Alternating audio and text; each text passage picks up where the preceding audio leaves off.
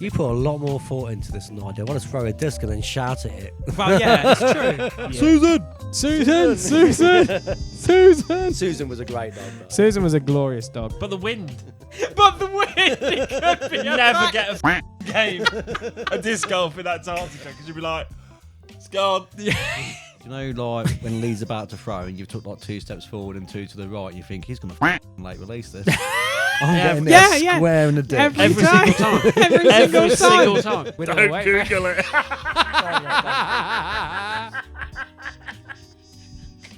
Get some very just broke it. I broke myself. That's brilliant. I was like, let's just play this hole. And you were all like, nah. This disc flew like the Millennium Falcon from Star Wars. It was upside down at one point. It turned like... You're like, and honestly... I wish I'd have got you to see it. It was unreal. That's brilliant when he just like, I need to make this putt, and he just throws the whole bag in the basket. It's really funny. I can't help but laugh. It really went the other way. Every time you threw it, you'd be like, what's going that way? Hello, ladies and gentlemen, boys and girls of all ages, and welcome to a new episode here on our YouTube channel. This is Disc-Heads, an amateur disc golfing podcast. It's official. We've moved on to our Disc-Heads YouTube channel. Welcome, new listeners as well as old listeners. This is Season 3, Episode 1. We're just going to keep having new seasons all the time. This is Bogey Wonderland. I am one of your co-hosts, Lee. Across the table is another co-host, Ben. Oh, he's going to sneeze. Bless you. Hello. How you doing? You good? Yeah. Awesome sauce. And then the man, the myth, the legend behind this podcast, Dan. How you doing, Dan? Yeah, good. Thanks, Lee. Yourself? I am Fandabidozy. It's good to be back after a little bit of a break because I feel in summer we play more disc golf than actually record our podcasts. Yeah, summer's difficult. Yeah, and then we all come back basically together. a write-off, let's be honest. Yeah, we play more than record. So when we get We towards... also seem to work more than anything else. That's true. And then it's like... I work earlier also, which adds to the bedtime problem. And the bed. It's true.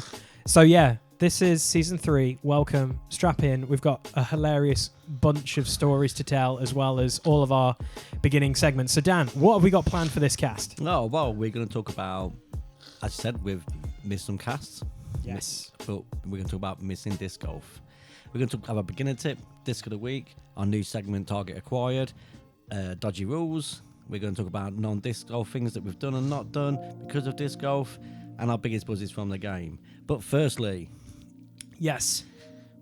Dodgy rules? No. Oh, what? What was my firstly segment, Lee? Oh. I know it's been a few weeks since we recorded. It has We've been. not forgotten the format already. Is it? So firstly, Here we go. Bedworth. Yes. R.I.P. Shall I put sad music in now?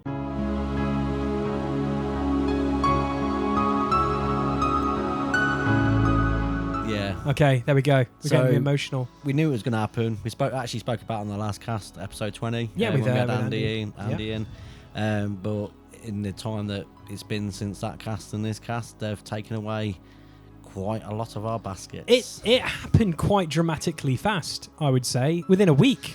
Well, we lost one. We lost hole 18. Yeah. And we were like, oh, okay, we can cope with this. We're throwing this extra hole and we'll be fine. And then boom. Boom. Everything gone. Yeah, not everything. There's still 9, 10, 11, 12 holes technically playable. Yeah. But go on UDisc, there's an 18 hole laid out for us. Yes. It worked quite well when I played it the other week. 100%. It was really fun. I really liked it. I still think we need to find out who the people are who are ambassadors for that course. So it's Andy and John. The Sunrise Boys. Well, John's the Sunrise Boys, Andy's Andy. Andy's Andy. So we need to talk about possibly doing a Disc-Heads it's 18. It's UK Disc Golf that owns the baskets. Yeah. So we need to talk about doing an 18 on UDisc. So we can basically go, we would love to do, because there's some of the horses, some of the holes we wanted to do, we've had to do custom layouts, haven't we? And we've like thrown some of the ones they've put on the new 18, shall we say, are really good, but there's some that we want where it challenges us learning shots, like really good shots. Crossing my fingers and waiting it out for a few months, because from what I know from speaking to these boys, that there's a guy who owns baskets. Okay. He's trying to have conversations with Bedworth Council, but they're not being too responsive at the minute about how he puts the other 9 baskets Ooh. at the top course, how he fits them in. Okay. That's cool. So I think it means using A and B, Yeah. and possibly keeping 14 where it is. Right. But like we said, there's room in the forest, there's room down by the cricket pitch. Oh, I really hope he puts the one around the corner again. Like, you know, that one was really cool when we first started. That was really fun. Did you play that much? I did play a little bit because I played a bit and then that hole got took out. So then I was really like, oh. that hole. Yeah, because it's a crazy like blind shot, which I really liked. I thought it was really cool, but then obviously then it was also really hilariously unkept grass, wasn't it? It was like super just nettle central. Yeah. Yeah. So you just threw in and were like, oh, I need to go try not to die here. Grab my discs. But no, yeah, that's awesome then. If they're going to like hopefully get an 18, that's sick. But I'm really happy with like obviously the new 18 they've done so far. I really like some of the new holes. Because I like the layout. I do like the new layout. Yeah. So missing disc golf. Yes. So I had a few weeks off in Turkey. Yes. I think I missed 3 weeks worth of disc golf. You did. I also missed this weekend because I was at AEW All In. Awesome. And when I miss disc golf, Okay. I start thinking about it a lot more. Oh, okay. Okay. You have withdrawals. Yeah, it is one of them things that, like, when I was away in Turkey, best example, I was away for 3 weeks, and I didn't miss the PlayStation. Right. I didn't think about the PlayStation. I did think about the PlayStation once when we was on the plane, and I looked down at the city lights, and I thought, I really need to play Cities when I go home. But yeah, I didn't miss the PlayStation. I definitely didn't miss work. Okay. But I didn't miss any of my other social activities. Right.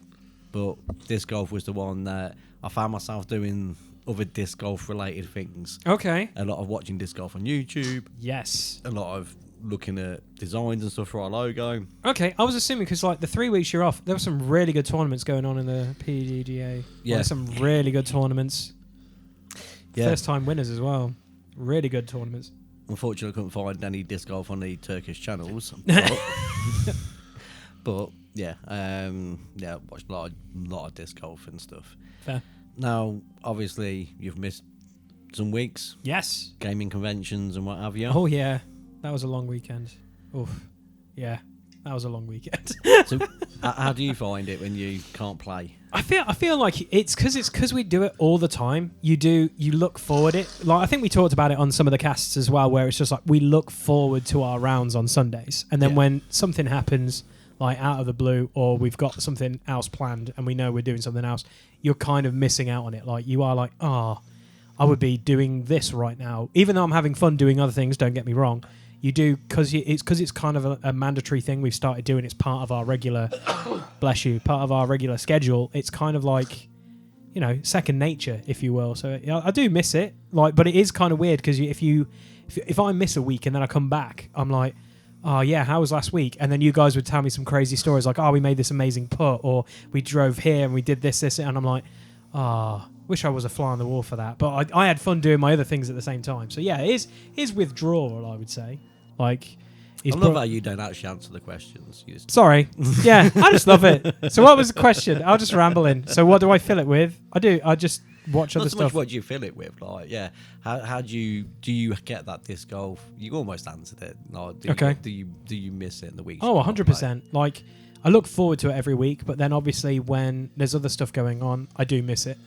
So it is part of our normal routine. So it is kind of like, I missed this week. So the following week I have to make up for missing it and like do a little bit better if I can.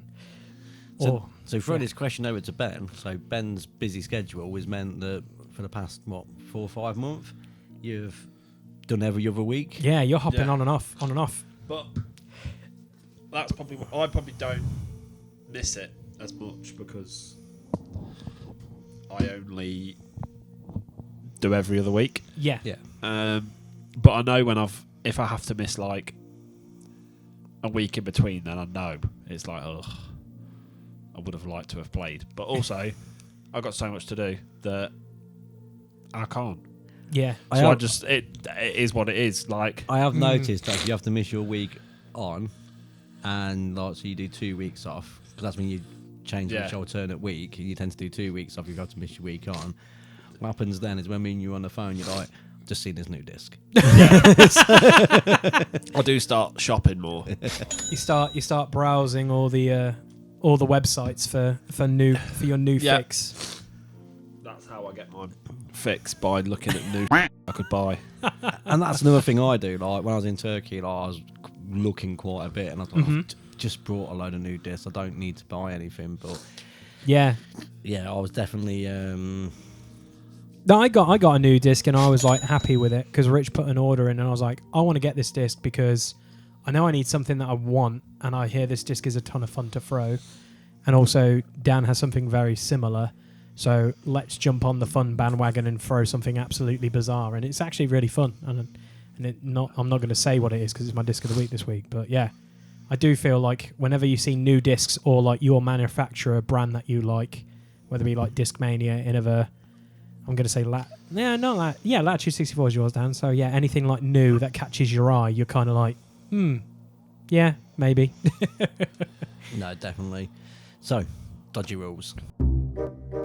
A dodgy rule, you say? Dodgy rules. So this isn't so much a dodgy rule, Okay. right? Because this is in the rules, Right. but it's dodgy play. Okay. So we're talking about. I've seen a couple of these now. Oh. But the main one is from last year's PDGA tour. Right. Simon Lazat. Okay. And on purpose, out of bounds. Oh, yes. This happened recently as well. Yeah. Yeah. Yeah. It's a cool... Yeah. So I don't know if you've seen it, Ben, right? Oh, it's so I've not. smart. Yeah, so it's really The smart. green's a good distance away. Right. Bit of a tricky shot. Simon's So got a cannon. So old Lazat knows he can throw the distance to the green, but maybe the accuracy is not going to be there because it's quite a... It's a dodgy shot. It's a dodgy He has shot. to It's like, quite a tight launch entrance. it. Yeah. So he launches it past the green, so it goes out of bounds on the other side of the green. Yeah. So that means shot 3 is a puttable shot. But For don't you Simon. play it from where it went out of bounds. So you're playing from where it went out of bounds. Yeah. Fair enough. Yeah, it's in the rules, It is. but a bit controversial. That's what everyone was saying. It was a bit controversial, but also at the same time, not everyone has the arm Simon has.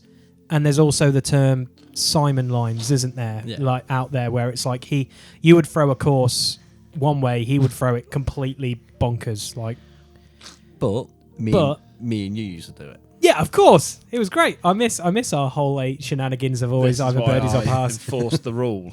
Yeah, you enforced it with a you wooden guys stick. were like, oh, birdie. When it wasn't a birdie, it was a par. But yeah, it was a birdie. Nowadays, shot. it would be birdies for No, but us. it wasn't. It wasn't. Was it? Oh yeah, you plus one it, didn't you? Yeah, Yeah. So you always parred it. So I Yeah. was like, Nope. No. No. Yeah, it says you have to re-tee. Yeah. You will be re-teeing from now on. Yeah. and it's got me before, but it stops you guys from doing that. It's true. So, I have the course record still of 13 in our group. It's come close with 11, but 13 on that hole through just Yeah, see, I've throwing never discs. got that high, No. but Someone got higher than me, though. I don't know who it Yeah, I'm was. sure it's Richard. Richard got 11. I got 13. There was someone else, they said, that has thrown higher, but it wasn't part of our group. They said it was on their round. They saw someone throw a number. I forget who. So I smiled a little bit at that, going like, yeah, I'll just chuck every disc. That was fun. But do you think that the on-purpose OB, there should be a rule around it to say, hold on, not this ain't in the spirit of the game? I don't think so, because... no, no.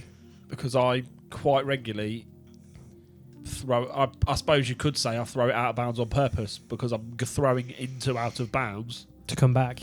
to attempt to end up in bounds. So I think that's different. If you look at it like a tactical foul in football. Oh, okay. So you're saying like you're tactically throwing it out because you know the you know opportunity. full well it's going to end up out of bounds. Yeah. It's how you sleep at night, ain't it? Yeah, I don't see it being a problem. Me personally, like if it's like, so if he goes OB to then throw for a par, that's all right. But it's a long putt. I'm not bothered by it. If it was a drop zone, that could probably solve the situation. Yeah. That could probably solve it. But then also it's like can you drain that meter putt from the drop zone? Maybe, maybe not. That's where it gets a little bit more. It's course design at the end Yeah. of the day. The solution is to bring a drop zone in halfway up the green so it's not tempting. Yeah, But and then a tournament kind of If thing. you had a drop zone and you was throwing a big putt and you missed the putt and it went out of bounds normally, Yeah. do you have to then go back to the drop zone? Or it'd be covered. That It'd be again covered, is course wouldn't it? design, isn't it? So It'll be you'd have to covered. explain that your initial out of bounds from the drive would go from the drop zone, and then from there. Yeah. But then again, also, if you... in my head, it's a course design issue. Yeah. Yeah. It's resolved through course design. Yeah, actually, I agree with you. But I could just throw a Mando in there. Yeah. Oh, yeah. The way to stop it is course design. If they've got if it's that big of a problem, alter the whole design. You around didn't it. come to Stonehenge with us, did you? No. Yeah. So one of their Mandos was practically a football goal. Okay. So you didn't just have the Mando left and right. You had the Mando height-wise as well. Yeah. So you have to get it through a box essentially. Yeah. Basically, like a goalpost situation. It was good. That was a fun hole. I remember someone getting an unofficial ace on that hole. We were talking about that later. Talking about that later. But yeah, Rich and me have been talking about because Stonehenge is coming up in October. We'll have to talk So- about that offcast. Yeah, 100%. Yeah. So, Yeah. Dodgy rule. dodgy rules. So things we've done and not done through disc golf. Okay. Now, when I wrote this as a topic down, I have toured a bit of the UK. I do like to travel. I do like to see places. Yep. But the kind of places I go to are Gloucester, Oxford, Yeah. London, Birmingham. No, I'm going to go Birmingham. but I go to all the big name destinations. Yeah. Places where there's, you very rarely go, oh, I'm going to Amesbury. Like, you wouldn't. Yeah. So Yeah. what I've actually loved about disc golf, one of the things that I've really loved about it is these lovely little places that we've seen that under any other circumstances we wouldn't see. Yeah, you would never go there. Yeah. Like, when we talk about local courses, when was the last time you went to Melton Mowbray, not for disc golf purposes? It's like even Cotswolds, you're kind of like, other than Jeremy Clarkson's farm shop, like what else would Or you do? You got the river down Cotswold. You do. Cotswold is quite nice, Yeah, but but what you see Cotswolds disc golf wise is a lot different to Yeah. the very touristy Cotswolds. yeah. And even when we went to Bristol, Yeah. that course, Jurassic Park. you wouldn't as I think for call a it. second that you was in Bristol. No, you're in Hawaii. That course was big. Bristol's not one of my favourite places in the world. It's a unique city with some unique people. But, 100%. but when we were playing there, you wouldn't have thought that. Yeah. You know, Okay. Very different atmosphere, very different, lovely countryside, big dog walking park. Yeah. That course was actually amazing. One of my favourite courses. Oh, okay. And again, we call it Stonehenge because they call all their tournaments Stonehenge. And Yeah. Amesbury's literally round the corner from Stonehenge. Yeah. But we went to Amesbury. We travelled 2.5, 3 hours. Yeah. But crack of dawn. To go to a bit of wasteland next to a road. Yeah. That was Do-do-do. 5 minutes down the road from Stonehenge. Did we go to Stonehenge? Nah. Did we? No. No. We've seen it before. It's just rocks. That's all it is. I've seen rocks before. I was unless it's like you've never seen it before. I've seen it once because I had to take some friends and I was like, oh, this is nice. And that was it. It was like, I've done it in like 10 minutes. That was... Because you boys are uncultured. Yeah, we That's are. what it's about. We're uncultured swines. It's a bunch of rocks, mate. Yeah. But is there Druids and stuff. But is there anything that you've done that's like through disc golf, but not necessarily the sport disc golf? Yeah. Yeah. The things that I do because of disc golf are, if I find something that potentially could look like a disc, I will throw You it. will throw it. Brilliant. This happens a lot. All the time. Normally trying to get it from wherever I am on the car park at school to the skip. Skip golf. Converting people would be my thing with disc golf because everyone's like, I don't see the why you do this. Go for a round. those people have started playing disc golf or have shown interest in disc golf. So I'm like, that's good. Planting those seeds. I also find traffic jams a bit more entertaining. Do you? Yeah. What, when we're going to a course? No, just like Just- just in general. Just in general. I get stuck in the traffic jam, and I used to hate it. I used to sit there. I and know lose what's my coming. mind. Now I sit there and I get to look to the left, look to the right, and I see fields, and I think to myself, "Oh, if you made a course there, That's it, the course visionary. That's what I was waiting And you for. see that Astro hubcap, and you're like, I know a guy who'd throw that. Yeah, 100%. How far can it now be his new putter? which you have." I have, yeah. Oh. Conveniently, that was at Amesbury. There's a little link. But again, no, I've gone for walks with the missus. We went to. I did tell you at the time where your dad's from, Loughborough. Loughborough, Yeah. and we went for a walk through this like, little area. And typically, I'm trying to fill my time going for a walk with the family is not the greatest bit of entertainment. Keeps them happy, but no, I get a bit bored. A bit bored. But now I'm like, just put a hole in there, definitely. Yeah. You need a zip chip. Oh, zip chips. But also looking to travel. So I'm not necessarily a holiday person. Right. I'm not. Prior to disc golf, I didn't take that much time off work. Okay. I was renowned for getting to the end of the year and managers saying to me, "Dan, you got 3 weeks holiday left." Oh, okay.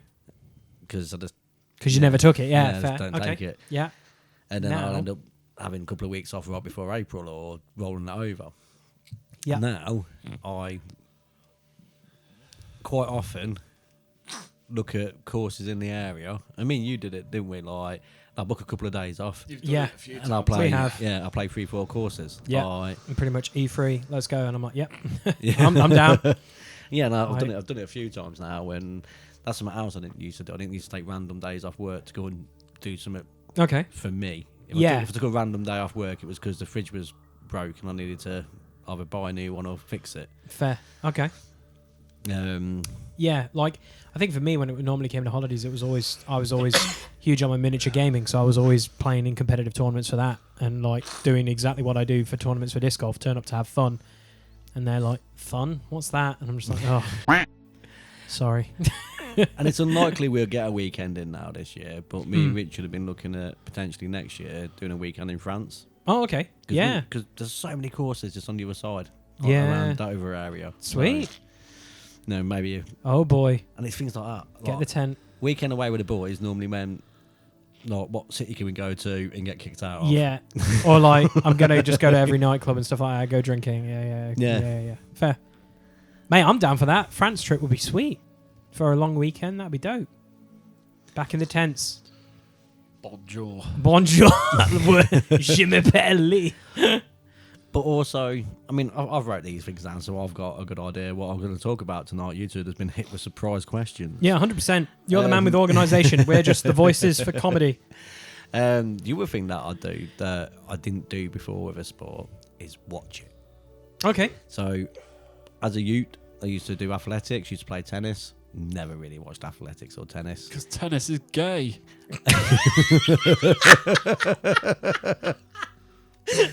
Ben's opinion. I love it.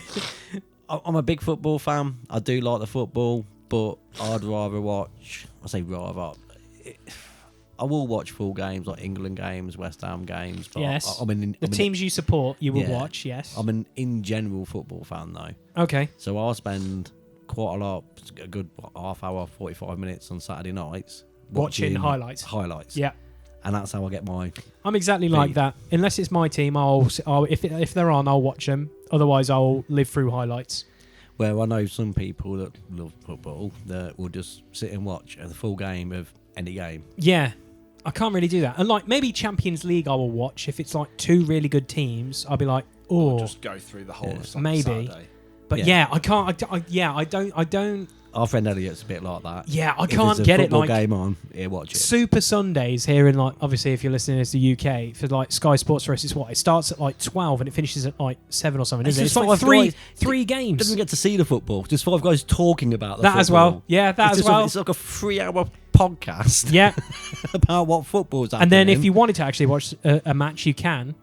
But Super Sundays is like back-to-back games. I'm like, that's mad. yeah, Like, yeah, I used to do it for NFL. Like, I could watch a game because there'll be one in the evening and then there'll be one in the afternoon. But, like, the time difference just kills you. Same with the hockey. It's just brutal. So I was like, I'd rather watch highlights. Unless it's, like, a game of importance. but I'll stay up and watch boxing's it. another one. Boxing, I'm a big fan of boxing. Huge fan of boxing. Boxing's probably my number one sport other than disc golf.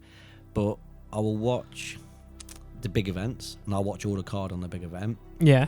But other than that, I'll wait until Google says to me, "Oh, this match was good," and then I'll go and watch that Okay, match. I'll watch that match, yeah, fair.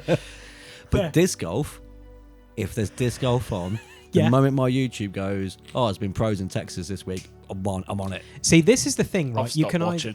Yeah. have you? Yeah. Just pisses me off. I just don't watch it. It pisses you off. Is it? Why does it piss you off? Why does it piss you off? Why? It just does. Like, because it just doesn't happen, does it? That's not what happens. It just It isn't. Well, That's not what happens when you play disc golf. You can say that about any sport. Yeah, there you go then. If you like playing it, don't watch it. So I love watching it. I like because what they've started doing. Obviously, you can do the whole network thing. I will never pay for the year because there's too many events and it's the time difference sucks for us. Like it's unless it's European and it will be cool and you can do the odd event here and there. That's fine. But what they've started doing is they do day one of the female and day one of the lads to kind of like, here's our live coverage. If you want to continue throughout the weekend, do it. Mate, in the UK, it's easy enough to get it for free Yeah. without even going to dodgy sites. Yeah. It's There is all on ways. YouTube. Yeah. Like, it's literally all It on is. YouTube. And like the funniest thing is you either watch it live or you literally wait a couple of hours and someone's edited it, either like Joe Mayers or one of the guys who do it for like the first round, this lead card or this card, and then it's like, oh, then it's like the highlights for the day, etc. And then you can watch the highlights of the whole like day or the final day, and then you go, that's the card I want to watch, and then you'll find it, funny enough, on YouTube like 2 days later because people will edit it all together, and you're like, I wanted to see how he plays. Yeah. And you're like, holy crap, like it's amazing. The last thing I watched, I don't know whose disc it is, but I was watching the guy just throw the Toro. And then I went through my Toro and I was like, I'm going to throw this in the bin. Calvin Heim, was it Calvin Heimberg? Yeah. Yeah, I his was like, Toro, But did yeah. you hit the bin in one shot? No, I missed the bin. Brilliant. Love it. It is good though. It So, is yeah, fun. Just Like, don't watch it. that's My funny. advice. Love it. Love it, Ben. We are the music makers, and we are the dreamers of dreams. Hi there, guys. Lee here from this lovely podcast. Are you enjoying the episode? If you are, please leave a like. A like is much appreciated. If you're listening to it on Podbean, give us a follow and comment below. That'd be awesome. If you're watching it on YouTube, why not feel like subscribing? And, giving us a like or commenting below your thoughts on the episode so far or some of the topics we bring up. And also, why not even hit that notification bell to get all the notifications from this channel? Yeah, that's the one. And without further ado, guys, I will shut up and let you continue listening to this fine podcast. Which brings us on to our next segment, Yes. Disc of the Week. Disc of the week. Disc of the week. So mine is the Streamline Lift. Oh, the shiny one So you you guys have. have all got new discs to talk about. Yeah, sorry about that. Mine's So- bonkers, though. Love Yes. it. I got a mystery box for my birthday. The lift was in there. I looked at it and... I'm sure Streamline, right? Yeah, it's Yeah, good. Streamline Yeah. have some really good... I literally was looking at a disc called the Drift by them, because how it flies normally for what I would throw it, it can handle a certain type of shot I would like to learn. So, yeah, it's a Speed 9. And, God, we love nines. I've got... It's a Glide 5. And I've got 9 7s. Yeah. So I was kind of like... bit of a disc to 9.5s get. are like a staple Innova Yeah. disc I'm thing. gonna say like, it's a staple for our team. Like we all throw a lot of 9s. there's like a lot of 9.5s 9.5 discs that in exist. our bags. Yeah. Yeah. But having 9.7s and 9.6s, like, and having comfortable 9.7s and 6s in my bag, I'm like, why do I need a 9.5? That doesn't seems like a bit of a shit disc to pull out of a mystery box. But what a disc! Like, I used to really rate. I still really rate the Valkyrie. I've got 3 of them now. But I really rate the Valkyrie for being such a straight flyer. But Yes. the streamline lift. There's both names. It is streamline, and it glides better than some of my Glide 7 discs. So glide. You personally say glides This better goes than back to my point that the numbers river? are bullshit. Yeah, numbers Yeah. are bullshit. numbers of bullshit. It glides, Glides better than glides the river. on par with the river. On par with the river. Yeah. But Fair. but there's other 7s I've got that it glides much better than. Interesting. Yeah, numbers are like completely yeah. pointless, aren't they? Really? They are pointless. I'm going to tell you them anyway. It's 9.5 minus 2, 1.5. Okay. As you're on that website, what do people think the numbers are? The number It game. also tells you that. Yeah, so what people think the numbers are 9.5 minus 1.6, 1.6. What? 1.6? Yeah. What? I'm guessing that's based on an average of people voting 1 and 2. Yeah. And then Or someone throwing out a random number. Yeah. I think this is a negative 3.7. And do you know what? Yeah, classic yeah. negative 3.7. It's really time that I got that robot in at all. You've seen the robot? Well, we spoke about it before. It's a on the Simon cast. Lazard thing. He made The the disc throwing robot. Yeah, I did watch that. Brilliant. Yeah. See, I've watched some content then. Yeah, but that was a robot. That was a robot. Fair. But yeah, it's about time they got something like that in. Yeah. Okay. Even if it's a different robot for a different store, at least you'd be able to go, oh, well, if Innova's saying it's a Glide 5, then I know what an Innova Glide 5 feels like. Okay. It'd be It's like PSA rated cards. Yes. And it goes off somewhere else and they independently judge it. Yeah. If they had a robot that independently judged every single disc, Yeah. they could put their numbers on it, but they could also be like, yeah, but this says this. I think that's with every company as well. Every company's also, their numbers are a little bit different to others because Yeah. you're kind of like, okay. Oh, yeah. Not to confuse new people or anyone trying to get in the And sport. some people had their points on, like 1.6 and Where is Yeah, the like governing your- body on disc numbers? That's what we need, a Yeah. governing body. you're damn straight. Or just go with what Ben goes with. Numbers don't mean Yeah, just tell me the speed, and then we're good. It's like, what is it? I can throw I that. still That's think good. that's bullshit. I think it's bullshit, but at least gives you some kind of idea. Like, Just look at the I shape. think the numbers... Yeah, that's true. if it's I think round, it's not going very far. If it's If it's domey, pointy, it's going far. if it's domey, True. it's super understable and wants to go left hard. Like, that's what I've learned recently. depends, because the lift is quite sharp, but central. Can you make a heartbeat noise on the top of it, like the dome bit? Like the wobble, wobble. Like you've seen it when I do it with the harpoon. The harpoon is literally a wobble, wobble. Because no one can see us, no one can see the confused face that I'm making at you. I've never tried to do that with any of my discs. Never. I tried pushing the middle I in. pushed No, the middle in. that's yeah, what I'm saying. but- The wobble, wobble in the middle bit. I've never heard him make a heartbeat noise. I just Mate. push it in. Okay, I'll show you. At the end of this cast, listen to my freaking harpoon. It's like a human heartbeat. It's mad. You're going to play it like the wobble board. Yeah, we're And the kangaroo down. Yeah. It's like, Lee, why is this disc all crazy? We had a bit of a session with it. But anyway, yes, the lift. You'd rate it. Yeah. It was Awesome. Probably one of my, I'd say all my discs are my So favourite discs. my question then, which I want to throw a bit of a cog into our, say, disc of the week then. Because you've enjoyed this, if you lost other discs in your bag, would you probably look at getting another streamline disc because of the lift? Because obviously, I don't own a streamline disc. You've got a few though, haven't you? Yeah. Yeah. I would I would look at Streamline, but then you'd go back to Latitude and go, I'm having that. Or no, Discraft. see, Have you gone off them now? Well, I've not so much gone off them. I know what discs I like from Latitude, but there's no room in my bag for them at the minute. Like, I don't mean space-wise. I just mean I've got other discs that Thought do them space. jobs. But thought space. He had. Yeah, I was thinking. Yeah. That I've is only a got good- one Thought Space disc so far. Love the artwork. Love how the construct feels. Yep. So I think the next disc I It's buy a will good probably disc. be a Thought Space disc. And it'll probably be a lower number Thought Space disc so I can see what their Okay. 4 or 5s are like. Yeah, I was going to say, would it be like around like your Buzz and Zombie kind of numbers, like 4, Yeah. 5, 6 around there? Cool. Awesome. So Ben, disc of the week. Yeah, Ben. Hellfire. Yes. I just love it. It's becoming an absolute staple. Mm. Comes out most of the course. Yeah, it's just great. Just does what it needs to do. It's not. I don't think it's supposed to be as rolly as I make it, but You're going to say you roll that disc a lot, don't you? It's great. yeah, It's great. I like it. When a Hellfire comes out, he's either throwing a specific shot or he's going to roll it. Was it the Hellfire that you rolled around to the other week? yeah, Yeah. Yeah. the one that I've been trying to pull off for several weeks, and I hit it. Yeah. Yeah, It wasn't because you weren't making it roll, because the disc is a good roller. yeah. I was just not hitting the right line. Yeah.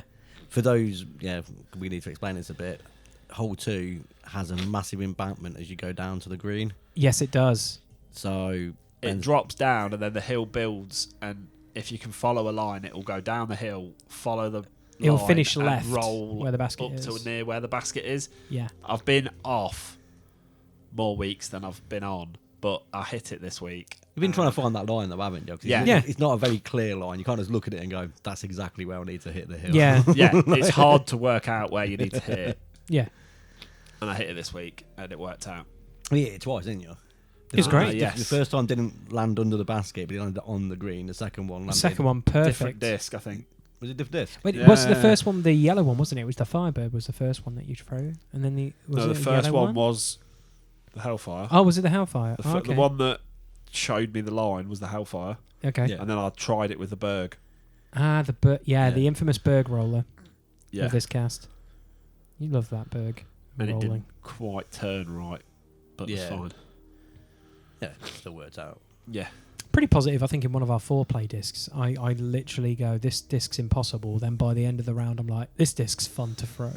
No, I've never got on with it. It's mad. I've threw the Hellfire a few times. It's a 4-hand disc. I feel like it's just a it's just a 4-hand disc. huge It's mad. turning disc. It just, Yeah. Yeah.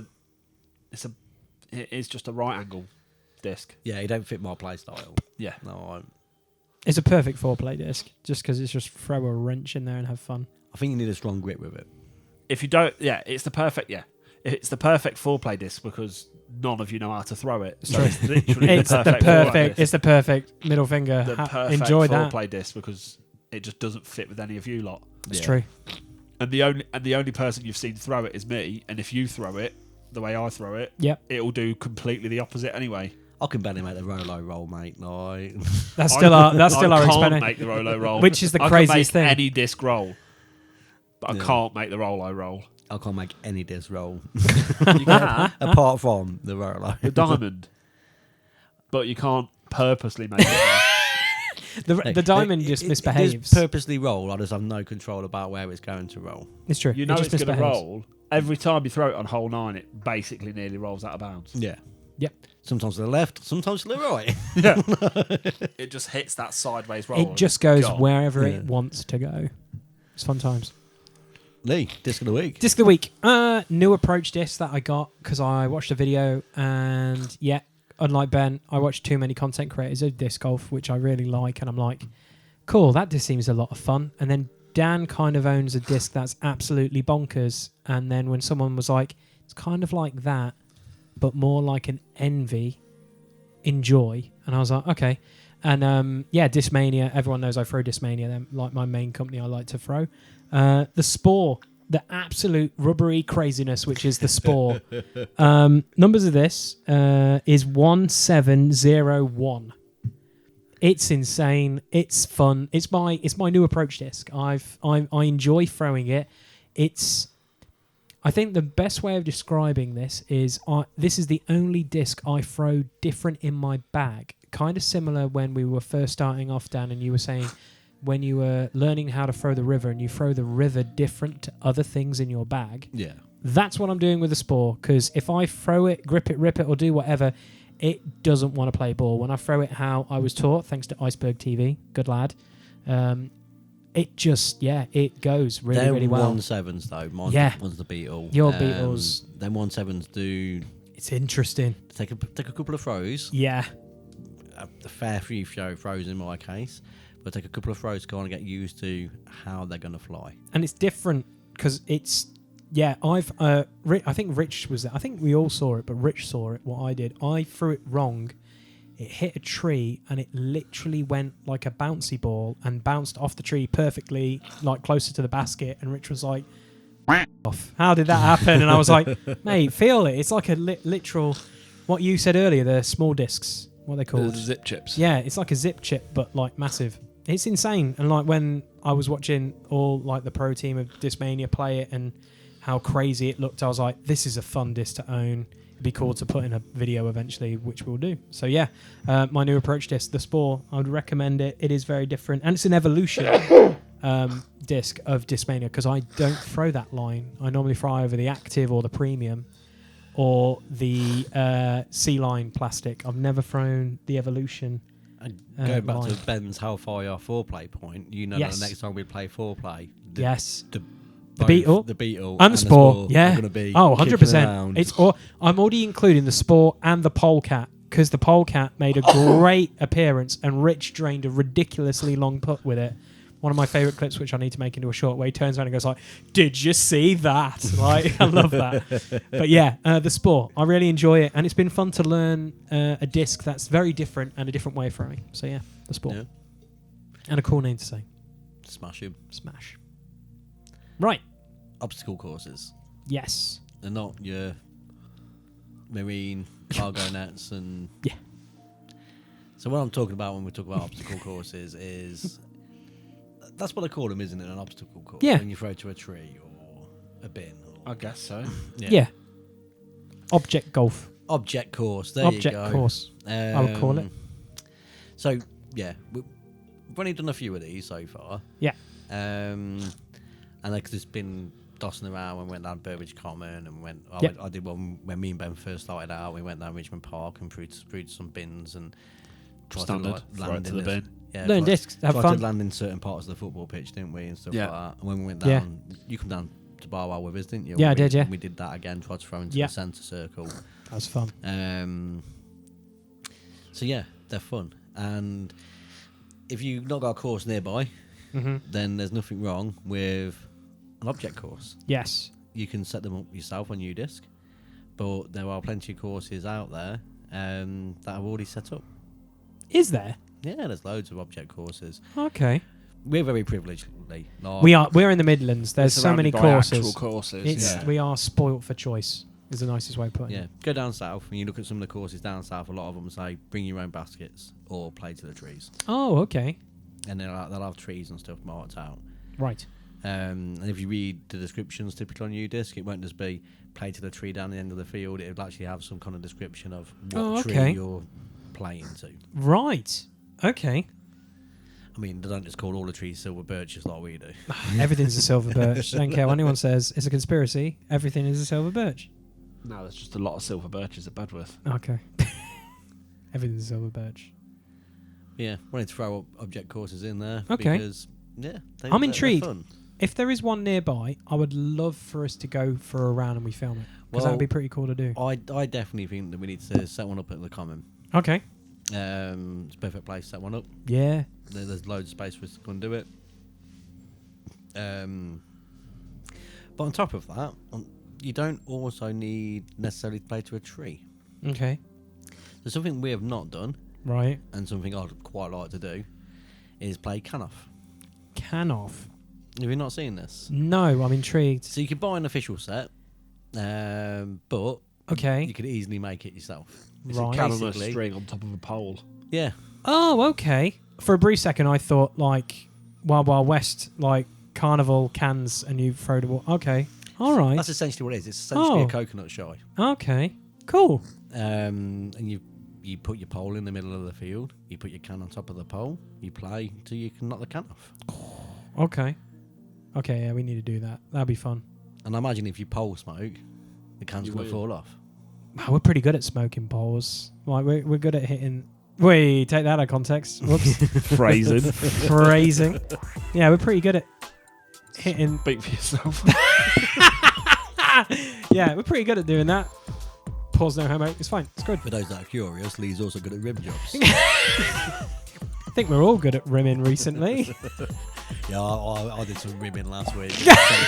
Really starting to frustrate me the amount of rimming I had to do. Yeah, if you ever come and have a game with us, you'll realise some of the phrases we come out with, people are like, what? Like, what? And I'm like, yeah, we call it that. Yeah, because it's fun to say. But no, okay, well, yeah, we should try that out. 100%.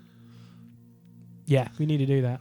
But yeah. My favourite thing, just leaning off slightly, is when you play a tournament and you hit a rim job and then you're like, oh, rim job. And then other people look at you and you're like, sorry, what? Exactly. Oh, mate. That's happened to me a lot. Yeah. Is it right? Yeah.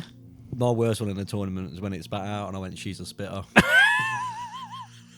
And then my brain went, you're not with the boys. You're not with the boys. Yeah. Yep. The rim job one. The rim I've job done that one. a few times. I won't I think I've change said how that at every single tournament, and I've not been to many tournaments. I but won't. I've I said won't it. change my phrasing for others. I'll just say it as it is. But then that's also something we've also talked about in tournaments. Are you okay with this, or this? And most people are fine with it. Our problem is that we've called them pole smokers for so long. Yeah. That they're now called pole smokers. In It's our true. head, Yeah. they're not named anything If you else. hit the pole below the basket, it's a pole smoke. If you Or hit, if if you- you hit the basket, but it doesn't go in, that's a rim job. That's a rim job. Simple as that. Yeah. And then there's also when we throw it and it glides across the grass, it's like, oh, that's a grass trimmer or whatever we call it. grass trimmer. And then everyone, if someone else does it, they just kind of look at you weird. You're like, we've just got nicknames for Yeah, everything. you smash through the bushes, it's a bushwhacker. Bushwhacker. Yeah. Classic bushwhacker. I think I might have said it to a few people of if someone's thrown it in a bush, I go, brilliant game of where the f*** did that go? And they're like, what? And I'm like, oh yeah, I'm not with the boys, but yeah. The one that is well understood is good tree, bad tree. Good Tree, Bad Tree is I think that's a just, riveting game. I think that's just a given. It is a great game of Good Tree, Bad You Tree. can quite easily get people playing good tree, bad tree that don't know what good tree, bad tree is. 100%. No- 100%. No need to explain the rules. Yeah, I think everyone knows what a good tree and a bad tree is. Yeah. If you play disc golf. Yeah, everyone actually plays good tree, bad tree. They just don't know what the game's called yet. It's unofficial. Yeah, it's like Fight Club, isn't it? We don't speak about good tree, bad tree. First rule of good tree, bad tree. We never say it. So, are controversial. Well, I think it's controversial because I'm not over keen on talking about times that we throw discs at people. But our new segment, Target Acquired. I think I see him. Wait for my mark. Target acquired. Oh, it's been a while. It's been a while for Target Acquired because most of the time it's like, how was it? We didn't do anything. Cool. It's not actually target acquired, it's just playing a people course. No, it's called Target Acquired because we always laugh because we always go, when we're on a tee pad and people just walk anonymously, we're just like, Yeah, the section Target was created. acquired. You can call it what you want, as it was created because of you. yeah, it was Just because of me. I think you, and we're going to talk about that in a minute. 100%. But apart from hitting my friends, I have nearly hit another disc golfer. I have not hit A dog. You hit a dog. It's true. Right. You did. That was the dog's fault. It was actually the dog's fault, But you did hit a dog. but you did hit a dog. Who lets their dog off the lead on a disc golf course for a start? And number two, he was not on the course when I threw the disc. To be honest, listeners, just to give you a heads up, the dog was fine. the dog was fine. Also, the dog turned, so it wasn't his head. He hit him square on, and I've never heard a dog go like that. It makes you feel so guilty. The thud. noise that dog It made. was, It was bad. bad. It was bad. I felt more guilty about hitting the dog than I did you last week, Lee. Honestly. Well, It's because you didn't make the noise. it's because I didn't go. Oh, he made enough noise. Oh, I did. Like, you bastard. So yeah, I hit you last week. It's true. You did. Um, That was a pretty tasty hit. It was a like, bit of a hit. It's I threw why. one of my sharpest discs, and where I threw it on hole 6, it's probably the most reliable disc from the position I was in to the position I was throwing. I should have parked that. I park it every single time. 9 times out of 10, I park it. You're stood behind a tree and somehow I spoon it. Yep. And it takes the biggest dive Yeah.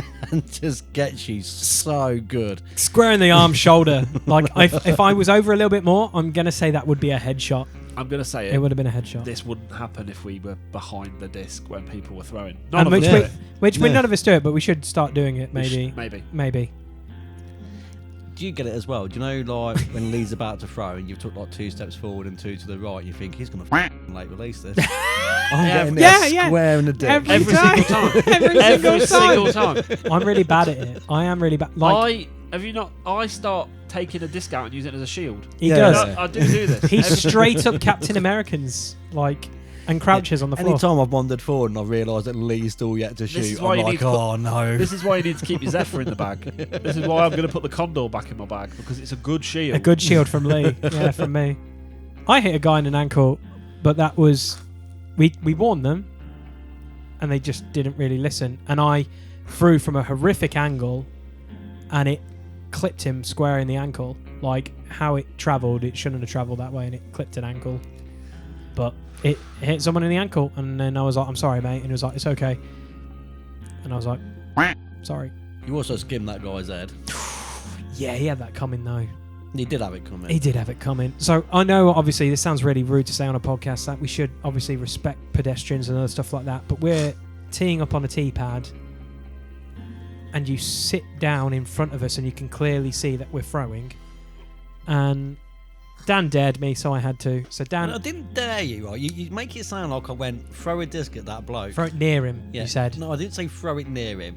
I said, do me a favour and scare him off. scare him. Right. Lee, scare him. That's what he said. That's not actually like Go for him. go for him. All It right. was a foot away. That's me trying to crack a joke, Lee. It was a lovely FD, foot away from the guy. Scared him. He got up and left.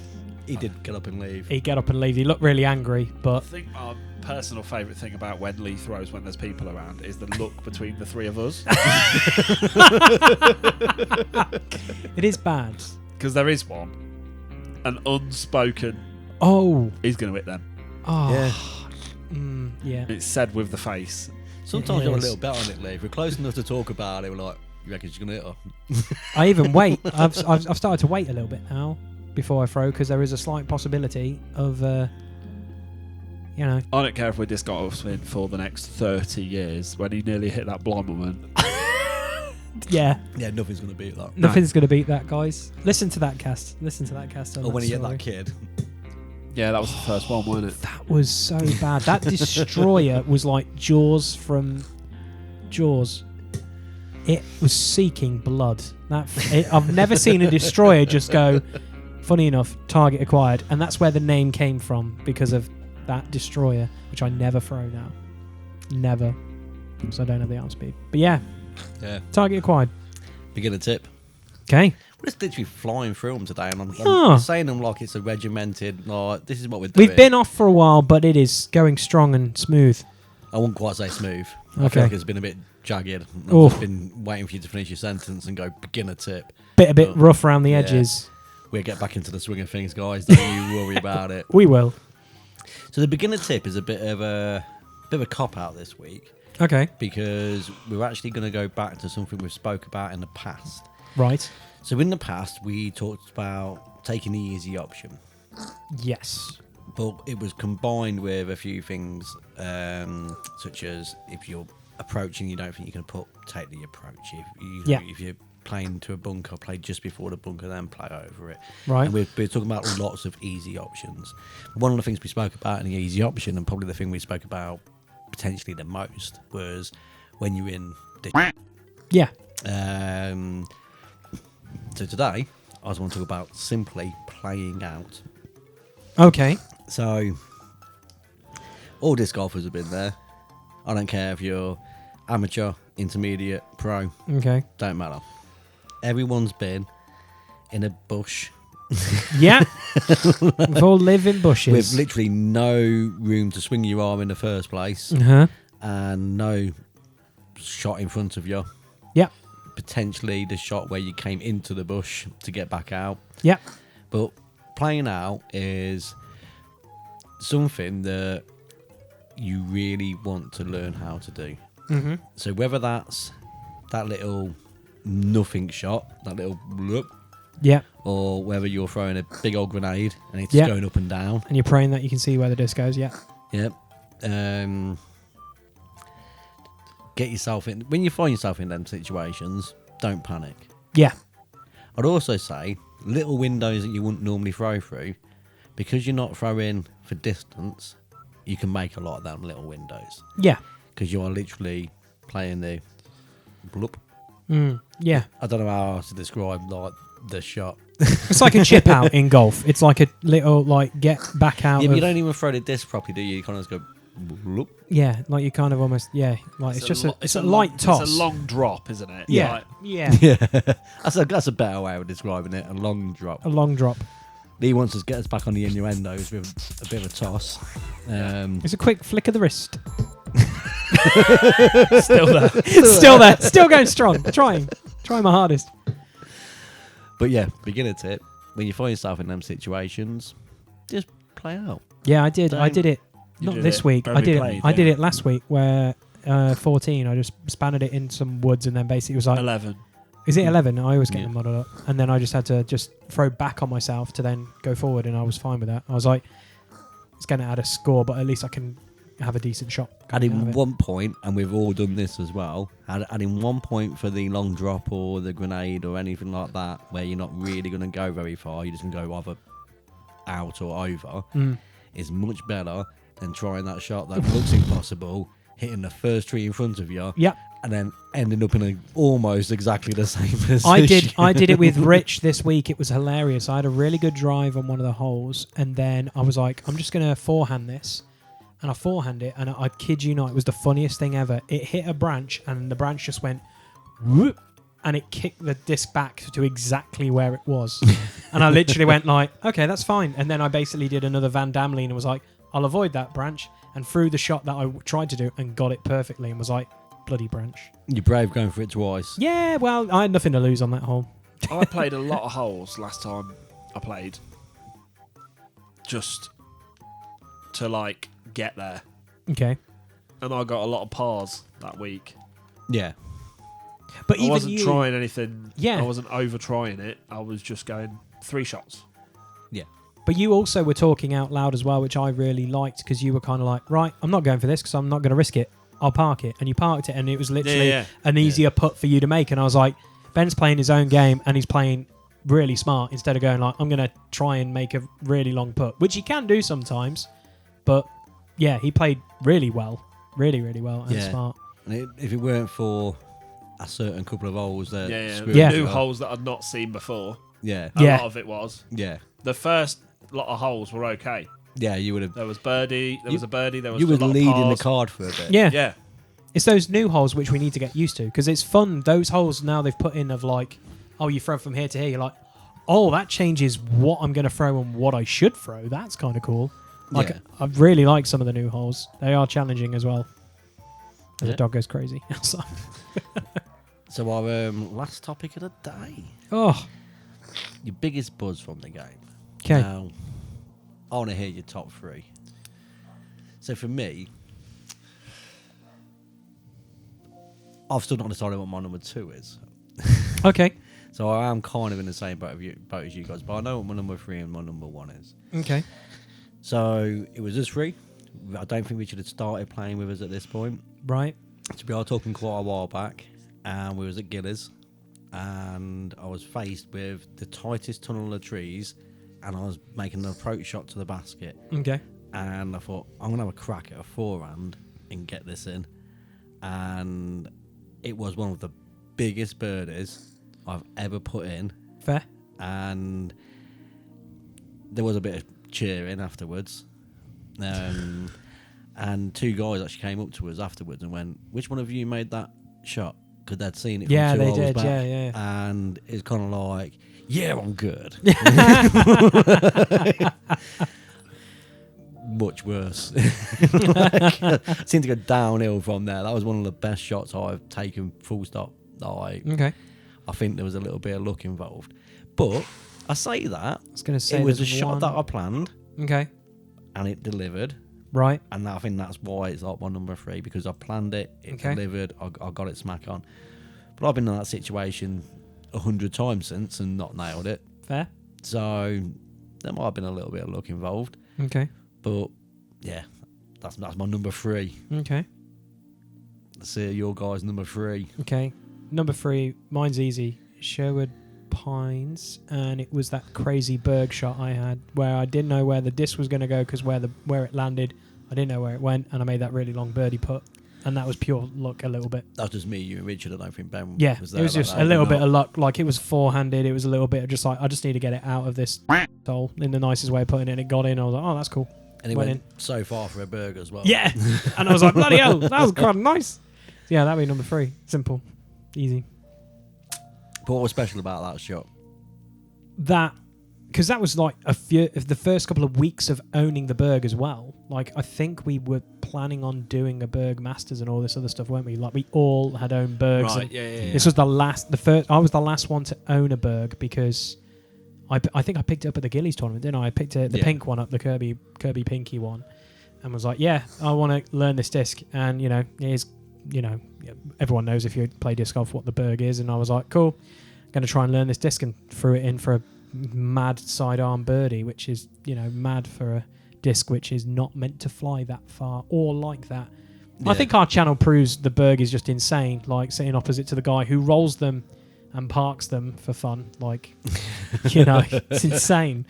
But yeah, that's my number 3. Ben. My number 3 is that period of time where we went to different courses, including like Quarry Park and Arrow Valley, where I was like millimeters, like fully hitting the basket from tee pad, millimeters off getting aces with the archer. Yeah. Like that first archer throw Yep. at the beginner course at Quarry Park. Quarry. Yeah. Oh, the wind. The wind the robbed last you. shot. No, Yeah. it was just millimeters off. Were you there? Yeah, And you threw it. Okay, It was it's wind. a beginner course, but it's a beginner course for Quarry Park. That was Yeah. still That a 70, 80 metre shot. It was a long shot, and it was straight all the way, and it just caught the rim, didn't it? Yeah. And that was the only thing. And then at Arrow Valley, it was probably 55 meters. Yeah. Yeah. Hit the chains there. Yeah. I've done it at Gillies with the archer. Yeah. It's that ace chasing with the archer that's probably my number 3. Yeah. Which brings me nicely onto my number 2. So we was at Sherwood Pines, and can never remember which holes are which. I think it must be hole 6, and it was our first time going to Sherwood Pines, and it was the 3 of us, and for whatever reason, this massive family were passing us, and they stopped, and I threw a spit out ace, basically hit the chains and spat out. Wow. And the whole family, like, as it flew down, and when I say a big family, it was like 8-9 people. And they all cheered it as it went down. I'm like, oh, it's gonna go in, it's gonna go in. And when it spat out, there's disappointment there. But having that little moment of having a little crowd cheer me on. Disappointed crowd. Fair.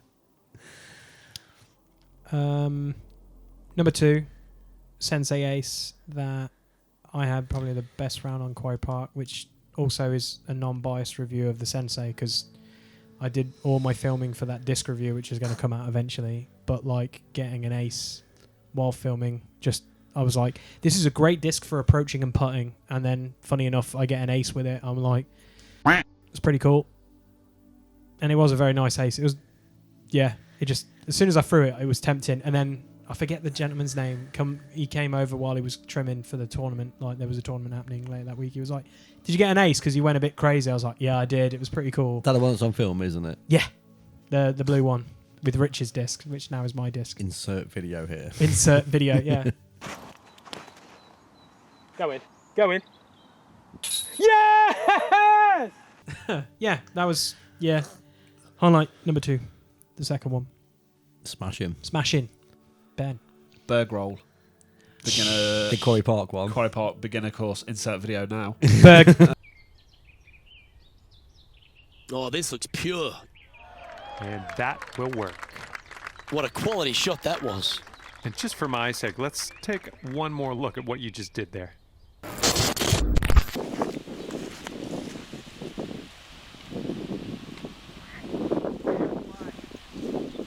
Oh, man, that's sweet.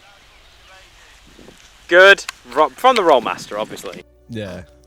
Yeah. Yeah, I was hitting mad rolls that day. That was when I was like rolling into the bunker and stuff. Yeah, going to say, I thought you were going to go with the roll into the bunker. They were, some of them were so good. It wasn't an AOB bunker. I wasn't like, Yeah. It was literally, Aim for it, get it. I knew it'd make the disc stop. So Yeah. it was like I was just hitting it into there and then just dropping it in. Because it's the funniest thing is in that video, not the spoiler, you should go watch it, is like you saw the progression of like, oh, he threw a roll and not so great. And then one hole, it was like, okay, that's what it can do. And then literally like 2 holes later, it's like, oh no, he can throw rollers. Oh, like, yeah. Like, yeah, Ben can do what some people say can't be done. I love it. Yeah, mate. It was great. That was a great shot. That was a great Berg, like Masters. All of us were super close. It was good fun. That was a really good outing. We love the disc. We love that disc. Which, now we talk about that particular Bergmasters, there's a great shot there that could possibly be my number 1. Ooh. However, The potential Berg ace. However, this is another insert video here moment. Okay. My favourite disc golf moment, and it was you two made this disc golf moment. So I took I know what a he's talking wild about. shot, and it was a stupid shot, but I cut through a wire of a tree Yes. so well, and you two went wild. I'm not going to lie. That might be the beginning of every podcast when we start the podcasts for the new season.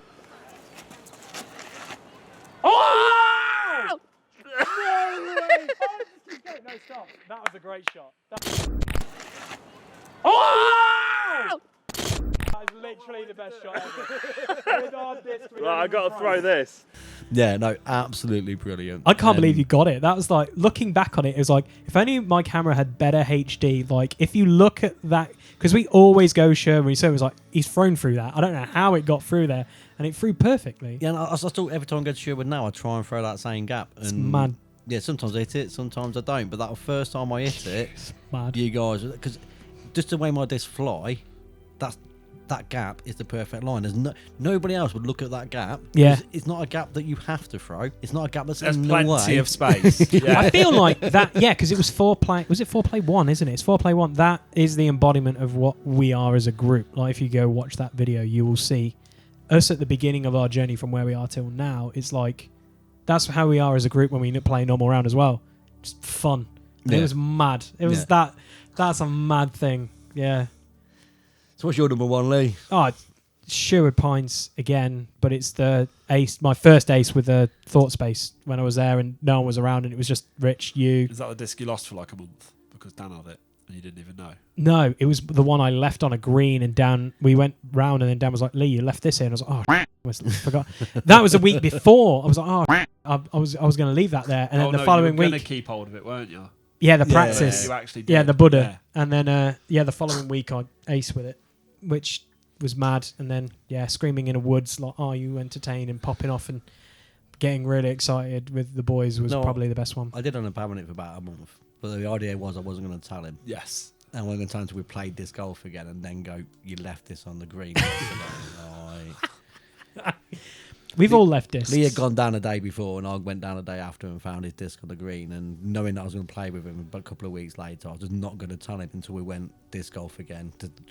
Lee don't write his name in discs. I do now. Not that matters. People that have robbed my disc from Bedworth, but Lee don't write his name in discs. No, I do now though. I've improved because of this. But yes. Because we've been teaching him lessons. He has. There's multiple episodes where I shout at him about writing his name in discs. It's great. It's so good. The archives prove that I do get yelled at a lot by you guys. So yeah, that's my number 1. Yeah. So much fun. Sound. Ben's My number 1 is from quite a while ago, but it is my number 1 because it doesn't just affect us lot. Gillies tournament, first tournament. Right. I ended up on the longest putt board. Yes. Yeah. I don't think I was there very long, But you but got I there. was there. My name was on the board. And you're the only one of our group to That's write down. put my name on a Yeah. tag. Yeah, on a tag, 100%. yeah. It's true. Yeah, fair play. Because that's not just us four. Like everybody at the tournament saw that. Yeah, So, yeah. So that's my number one. It's true. But yeah, that's a good number one, Ben. It is a good number one. From that tournament, I will just throw in this bonus one because again, it's one of my favourite moments. And I hadn't thought about it until Ben mentioned the first Guinness tournament. Is it what the moment I think you're thinking of? I'm thinking about Ring of Fire. Yeah. Like, we'd never played it before. We haven't played it since. And what a weird game that is. That's leading mad. this back to the earlier part of the podcast. That is where I first said, "Oh, rim job at a tournament." There we go. Sorted. Everyone throwing discs from like what? How many meters away, and then just I wish 10 more metre tournaments circle, did ain't it. it? I wish more tournaments did it because it is good fun. Yeah. It is mad. Yeah. Oh, that was a good. Yeah. Yeah, that was good fun. I did like that. Oh. Wow, well, our journey has gone a long way since then, hasn't it? Holy cow! Looking at it. Exactly. We're better putters now. We are. I think I'm a worse putter. Really? Yeah. I don't know. On some days you are on it, and then there's some days you're not on it. Like I feel like it's. I had some good puts last week, to be fair. Yeah. You need to get that basket out more. Yeah, I do. Get a corridor in your in where you live. Or Just say- put it in your garden. Or your like normal garden. people. I know. No longer got a garden. I know. Just use my corridor. But yeah, is that it, Just Dan? get that in your car park, Lee. That'll impress your neighbours. It would, but it would also ruin my discs. Like I would beat them in a submission, which is fine. Not if you were good. Oh, deep cut. No, I'm kidding. Yeah, That's Well, a deep cut. If you got them in the basket, it wouldn't ruin the you wouldn't discs. get it, would you? Like- Yeah, it's true. It's true. It's true. It is It true. would probably make you better. Yeah. 100%. How many true. putters are you going to go through until you can actually get it in every time? There you go. Yeah, a few. Yeah, that's true. Well, I'm rolling with 2 at the moment. I've gone like I think this week I only went with the Sensei. Hopefully Sunday I'm just going to go with the Banger and the Sensei. I feel like from distance I need to try the Banger, and then from a certain distance it's always going to be the Sensei. See, I think the Sensei's the better distance putter. I just feel I can glide the Banger a lot, which is mad. But then again, I've been throwing Especially a as sport. the Sensei's got more glide. I don't throw the sensei. No, so the I've Banger's got a glide of not. like 4, It's a isn't it? glide 2. Really? Well, Yeah. what was that? Really? I'm pretty sure the Banger's a glide 2. I thought it Yeah, I was think like... it is, yeah. And Okay. the Sensei's a glide 3. Yeah, okay, maybe I've been throwing them wrong. Yeah, well, I think Mangan's 4-2, ain't it? Oh, Speed I think it's 4. 3-2. It's 3-2. It's. okay, I think it's basically a Sensei with less glide. Yeah. okay. I've got no dog in this fight. Bagger's my distance. I Neighbours my honestly close. thought one of your highlights was that mad long putt you had with the new Jawbreaker recently. Through the Mando into there, nothing but net. I thought that was going to be one of your top 3. That's one of your best birdies I've seen you drain. Yeah, I did. 'Cause that was I did mad think about long. some more big putts. I thought Ben's was going to be his massive putt I thought- from the cricket pitch. Yeah. I've That had a one cou- that I've I had was a- not I've had there for. A couple of big putts that I could have put on there. The cricket pitch one, the hole 9 one that was far from the bunker. The one you all did the way last up. week. The birdie one. Yeah. That was an honourable mention. Yeah. It's been Yeah. a few. It's been a few good ones. But I've got to put a roll in. So Yeah. You have to put a roll It's in. like picking top 3 is a bit more difficult. It's a bit tricky. I've always got to put a roll in. Because I had a Like, few as well, like not just my putts, but I was thinking like the first time I made one of them big boy drives, like the Yeah. first time I kind of broke that 200-foot kind of mark, and yeah. Yeah, fair. That is true. But yeah, thank you, boys and girls. Yeah. And with that being said, guys, on the screen now, you can go click. You can actually scan the lovely QR codes there to take you to our YouTube channel and also our Podbean channel if you wanted to listen to any more podcasts that we do.